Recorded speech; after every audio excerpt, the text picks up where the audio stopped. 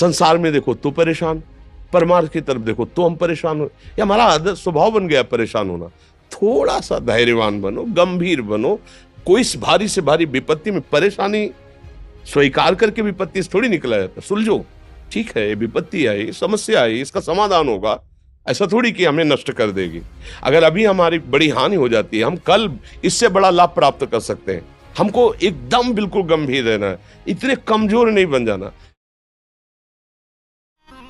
जीवन में संघर्ष होना जरूरी है। हानि इसलिए जरूरी है कि हानि ना होगी तो लाभ का मजा ही ना आएगा। इसलिए बच्चों को संघर्ष करना सिखाओ, बड़ों का सम्मान करना सिखाओ, मर्यादित बोलना सिखाओ। पर अपने लोग क्या है, जरा सी बात में एकदम पछड़ा कर लेते हैं, एकदम कमजोर हो जाते हैं। ये बिल्कुल ठीक नहीं है। हम जीवन भर की यात्रा की बात कह रहे हैं, भारी से भारी कष्ट में भी मुस्कुराना, तो हमें बल मिला है, हमें भगवान की कृपा का दर्शन हुआ है, हमें उनका दुलार दिखाई दिया है। अगर ऐसे तो भाग जाते, फिर परमार्थ में थोड़ी चलना होता है। आज जो आप सुन करके लाभ लेने की चेष्टा कर रहे हो ना, ये केवल प्रवचन नहीं है, ये जीवन है। अगर ये जिए ना होते ना तो ये इसका प्रभाव नहीं पड़ता, फिर वाणी का प्रभाव नहीं पड़ता। हम इसीलिए कहते हैं, जैसे आप लोग एकदम परेशान हो जाते हैं जब बोलो, क्या हमसे ज्यादा परेशानी होगी?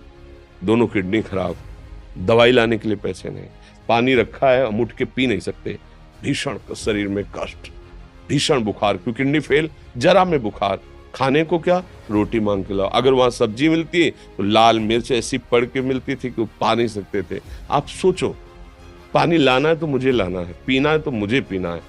अगर मैं हारता तो कहां पहुंच जाता, क्या स्थिति होती? से नहीं, बाहर जाओ।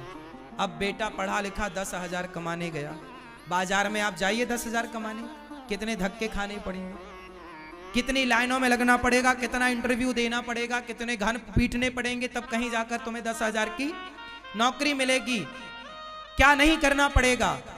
उस बेटे ने जाकर के पिता की बात मानी और काम उससे मिला कहीं, अपने से कमरा लिया, अपने से बनाया, खाया, मजदूरों के साथ रहा। जहां भी उसने 10,000 महीने भर में उसने कमाए, ले जाकर पिता को दिया। पिता ने अब अपने बेटे को पकड़ा और अपनी उस कुर्सी पर बिठाया जहां वो हजारों करोड़ का मालिक था।